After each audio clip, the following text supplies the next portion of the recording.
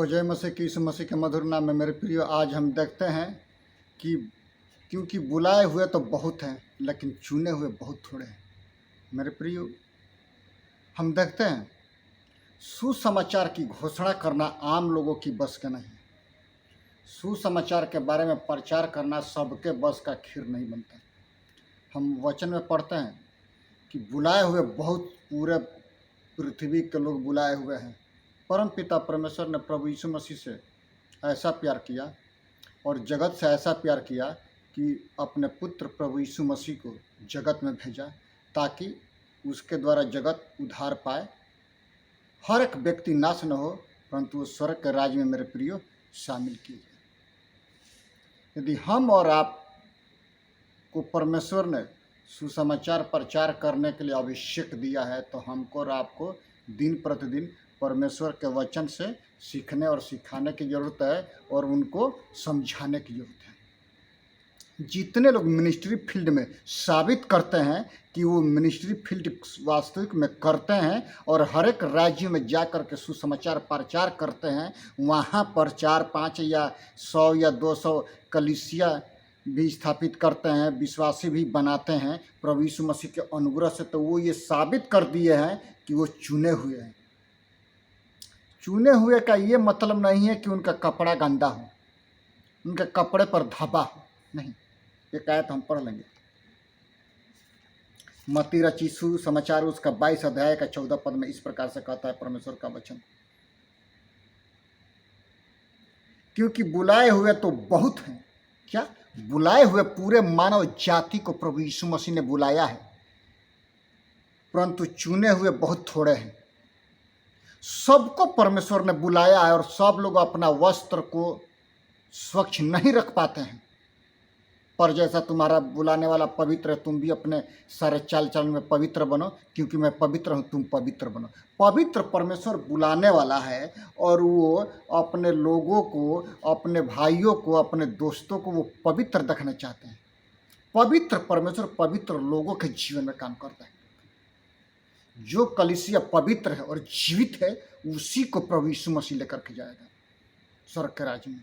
इसमें हम पढ़ते हैं कि बुलाए हुए तो बहुत है लेकिन चुने हुए बहुत थोड़े हैं।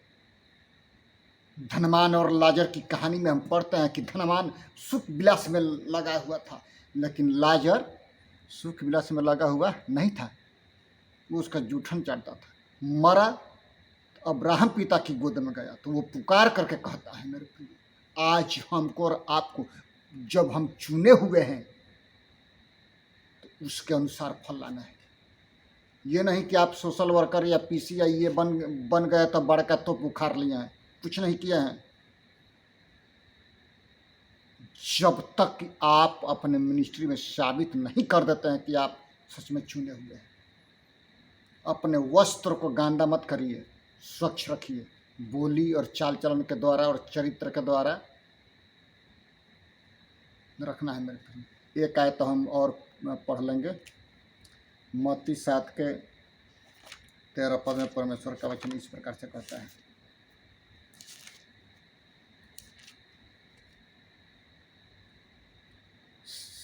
सकेत फाटक से प्रवेश करो। क्या? सकेत फाटक से प्रवेश करो, क्योंकि चौड़ा है वह मार्ग जो और सरल है वह मार्ग जो विनाश की ओर पहुंचाता है। सकेत फाटक की ओर प्रवेश करो, चौड़ा है वो मार्ग, सरल है वो मार्ग, आजादी का है वो मार्ग जो नरक के कुंड में पहुंचाता है मेरे प्रिय। वैसे फाटक से प्रवेश मत करिए। वैसे फाटक के पास आंख उठा करके देखना भी पाप होता है मेरे प्रिय। हमको और आपको जो परमेश्वर चुना है तो सकरे फाटक में प्रवेश करना है। सकरा है वो मार्ग जो अनंत काल के जीवन के तरफ में लेके जाता है। यदि आप अनंत काल के जीवन में प्रवेश करना चाहते हैं तो अपने वस्त्र पर धब्बा मिटा दीजिए, क्योंकि चाहे तेरा पाप किसी भी रंग का क्यों न हो, प्रभु यीशु मसीह के लहू से श्वेत होते हैं। इसमें हम पढ़ते हैं बहुत से हैं जो उसमें प्रवेश करते हैं। वो कहता है कि बहुत से हैं जो उसमें प्रवेश करते हैं नरक के कुंड में, क्योंकि सकेत है वो फाटक और कठिन है वो मार्ग जो जीवन को पहुंचाता है और थोड़े हैं जो उसे पाते हैं, बहुत थोड़े हैं। मार्केट में हम जाते हैं, आलू के दुकान पर बैठ गए, आलू किस अच्छा अच्छा छाट करके लेते हैं। जब परमेश्वर की बारी आती है तो लोग बोलते हैं कि सब एक है, यीशु भी एक है, सब एक है। सब एक नहीं है। सड़ा हुआ आलू सड़ा हुआ है तो क्या उसको खाएंगे आप? पैसा दिए हैं, आलूए है वो। जब परमेश्वर की बात है तो सब एक है, सब एक नहीं है। सड़ा हुआ होता है, अच्छा अच्छा होता है। कई प्रकार के आलू हैं। ईश्वर की बात आती है, बोलता है सब एक है, सब एक नहीं है। यीशु का चरित्र सब देवताओं से उच्च कोटि का है। उसमें किसी भी प्रकार का पाप नहीं है। वो निष्पाप था यीशु मसीह, जो परमपिता परमेश्वर ने प्रभु यीशु मसीह को मानव जाति के लिए अपने पुत्र को कलवरी के क्रूस पर बलिदान किया। मेरे प्रिय, जहाँ पर हम और आप बलिदान होने वाले थे, वहाँ पर प्रभु यीशु मसीह ने उसको अपने ऊपर ले लिया। ऐसा कौन परमेश्वर है, ऐसा कौन ईश्वर है जो मानव जाति को पापों को हर करके लेके जाता हो? कोई नहीं है। कोई राइफल लेके आया तो कोई परमाणु बम लेके आया तो कोई तलवार और गणास लेके आया। क्या तुम डराने के लिए लाते हो? क्या बाप अपने बेटे को डराता है? नहीं, समझाता है, सिखाता है। लेकिन प्रभु यीशु मसीह खाली हाथ आए, खाली हाथ गए। उनके हाथ में कोई तलवार और राइफल नहीं था। पूरा इतिहास उठा करके देखिए कि यीशु मसीह के मानने वाले कभी भी भीख नहीं मांगता है। देखिए इतिहास उठा करके, बाकी सब जातियां भीख मांगती है। इसमें हम पढ़ते हैं कि बहुत से हैं जो नरक के कुंड में प्रवेश करते हैं, लेकिन थोड़े हैं जो स्वर्ग के राज में प्रवेश करते हैं। मेरे प्रियो, अपने अपने पापों से मन फिराइए और यीशु के पास आइए। यीशु आपको अनंत काल का जीवन देगा। यदि आप अपनी आत्मा से पुकार करके कहते हैं कि हे प्रभु यीशु, हमने पाप किया, हमारी गलती को क्षमा कर, और बुलाए हुए तो बहुत है लेकिन चुने हुए बहुत थोड़े हैं, हमको अपने राज्य में ग्रहण कर, प्रभु यीशु अपने राज्य में ग्रहण करेगा। एक आयत हम पढ़ लेंगे, मत्ती 20 का 16 पद में इस प्रकार से परमेश्वर का वचन कहता है,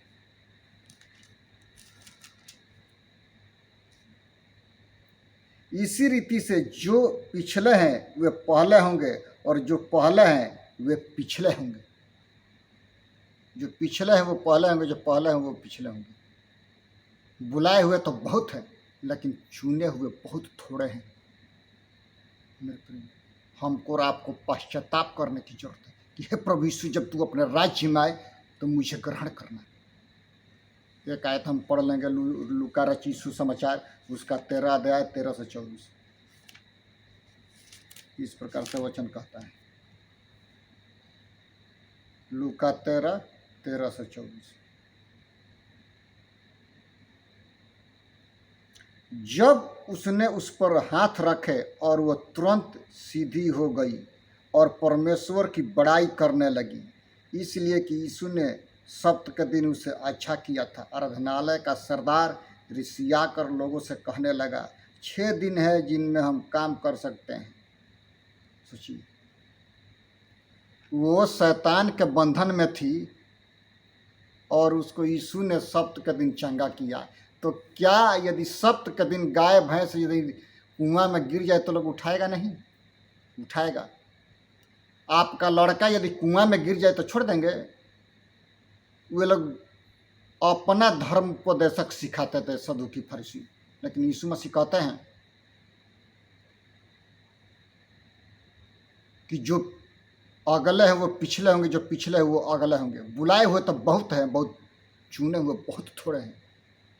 राज्य की संतान को राज्य से बाहर किया जाएगा, लेकिन जो अन्य जाति के लोग हैं उनको राज्य में शामिल किया जाए। ये बहुत बड़ी कठिन पर प्रभु यीशु मसीह किया गया है।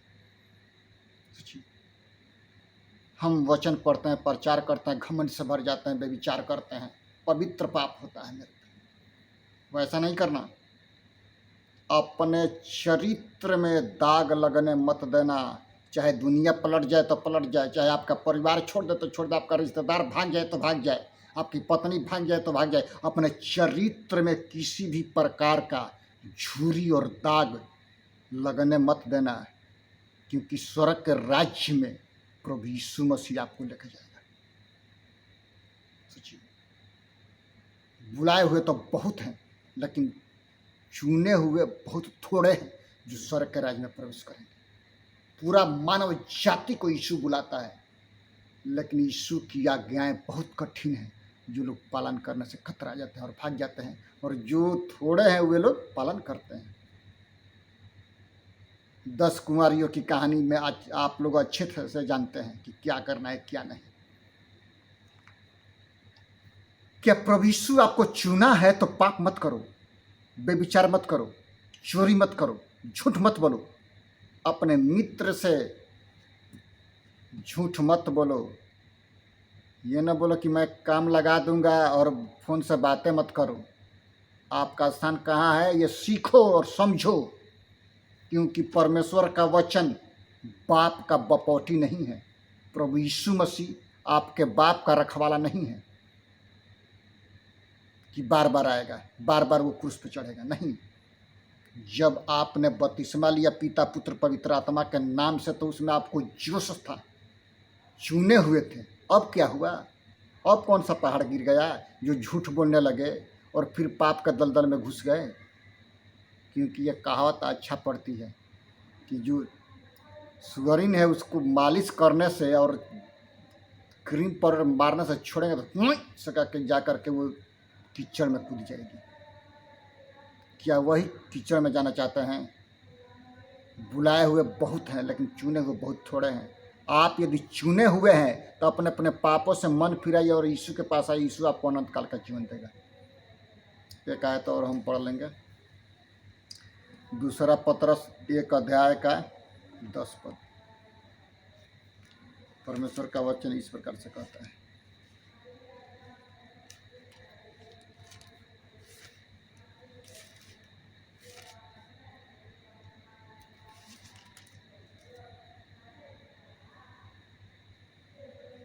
इस कारण है भाइयों, अपने बुलाए जाने और चुन लिए जाने को सिद्ध करने के भली भांति यत्न करते जाओ, क्योंकि यदि ऐसा करोगे तो कभी भी ठोकर न खाओगे।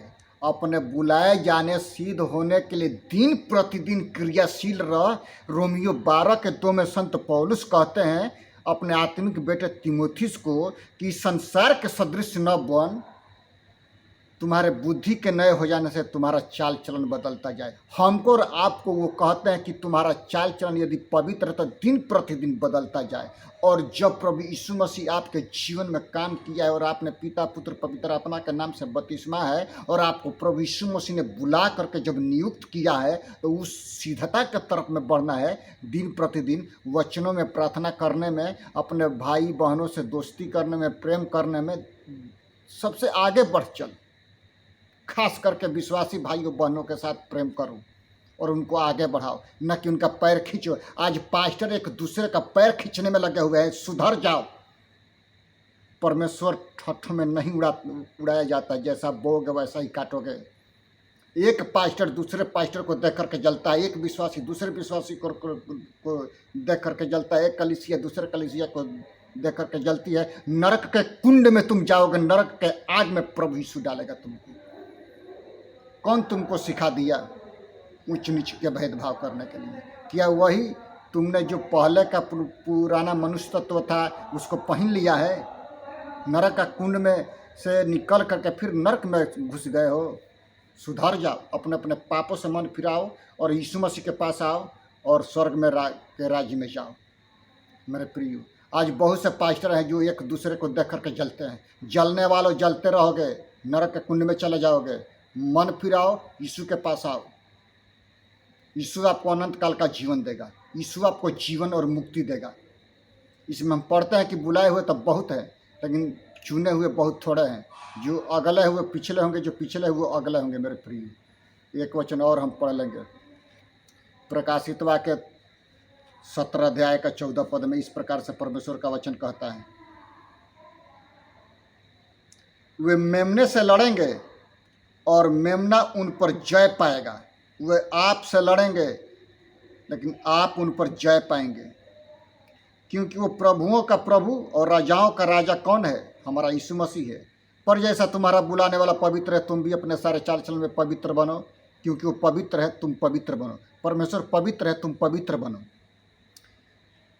जो बुलाए हुए और चुने हुए और विश्वासी हैं, वे उसके साथ हैं, वे भी जय पाएंगे, क्योंकि प्रभु यीशु हमारा जय पाया है मृत्यु पर। पुनरुत्थान और जीवन यीशु मसीह है।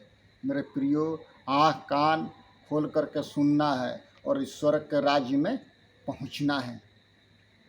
एक आयत हम पढ़ लेंगे, यूहन्ना रचित सुसमाचार उसका 6 अध्याय और 37 पद में परमेश्वर का वचन क्या कहता है।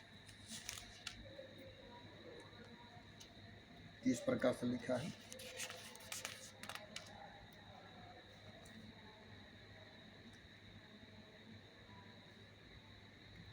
जो कुछ पिता मुझे देता है, यीशु मसीह कहते हैं कि जो कुछ पिता मुझे देता है वह सब मेरे पास आएगा, और जो कोई मेरे पास आएगा उसे मैं कभी न निकालूंगा, क्योंकि मैं अपनी इच्छा नहीं वरन अपने भेजने वाले की इच्छा पूरी करने के लिए स्वर्ग से उतरा हूँ। क्या?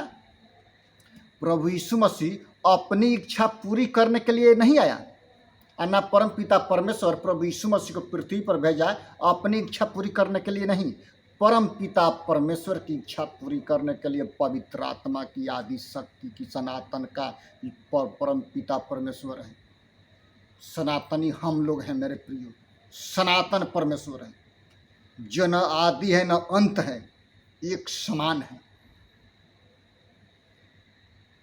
प्रभु यीशु मसीह कहते हैं कि हम परम पिता परमेश्वर को उसकी इच्छा को पूरा करते हैं। जो मेरे हाथ में है वो मेरे हाथ से कोई छीन नहीं सकता है। बाहर भीतर आया जाया करेगा उसको नरक में डाल दूंगा, क्योंकि द्वार मैं हूँ। यदि कोई मेरे द्वारा भीतर प्रवेश करे तो उद्धार पाएगा, भीतर बाहर आया जाया करेगा और चारा पाएगा, नरक का कुंड में डाला जाएगा। घमंड से भर गया, चोरी करने लगा। यीशु मसीह के साथ में उसका खजांची चोर था यहूदा इस्करियोती, लेकिन वो यीशु मसीह का खजांची था। सोचिए, क्या हम ऐसा ही खजांची हैं? अपना अपना पेट मत भरिए, दूसरों के हित के बारे में सोचिए, क्योंकि बुलाए हुए तो बहुत हैं लेकिन चुने हुए बहुत थोड़े हैं। जो प्रभु यीशु मसीह के हाथ में है, जिसका चरित्र उत्तम होता है मेरे प्रियो, वही स्वर्ग के राज्य में प्रवेश करेगा। ये कान खोल के सुनना है। इफिसियों 1 अध्याय के हम 4 पद में इस प्रकार से परमेश्वर का वचन देखते हैं।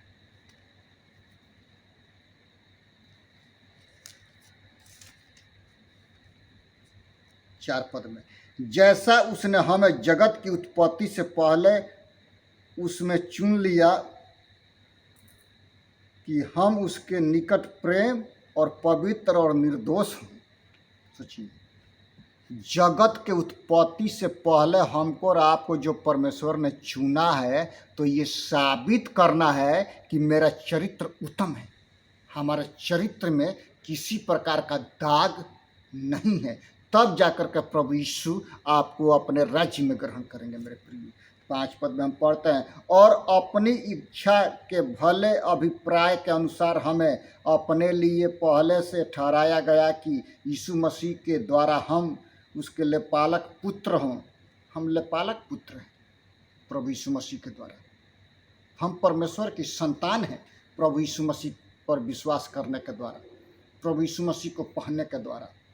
यीशु मसीह मारा गया, गाड़ा गया, तीसरे दिन मृतकों में से जी उठा। उसका जब हमने बपतिस्मा लिया है मृत्यु का, तो हम जयवंत से भी बढ़ करके जयवंत में प्रवेश करेंगे मेरे प्रिय, क्योंकि जय देने वाला प्रभु यीशु मसीह है।